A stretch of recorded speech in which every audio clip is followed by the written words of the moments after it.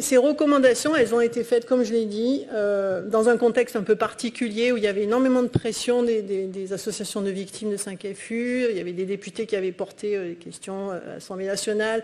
Donc il y avait un contexte un peu tendu. La Direction générale de la santé s'est rendu compte que sur le territoire, il y avait des patients qui bénéficiaient du dépistage, d'autres pas. Donc évidemment, inégalité d'accès aux soins dans un cadre où il peut y avoir un décès toxique.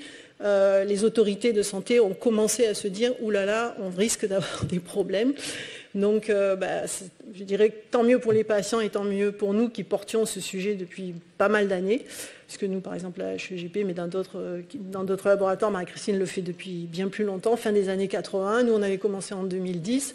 Voilà, il a fallu attendre presque 10 ans pour que, enfin, ça soit rendu obligatoire. Et comme l'a dit Fabienne, on avait du mal à convaincre les oncologues qui sont finalement habitués aux toxicités et, ma foi, une toxicité de plus ou de moins, je crois que ce n'est pas vraiment un problème pour eux. Voilà, donc je caricature volontairement. Je m'excuse auprès des oncologues s'il y en a dans la salle.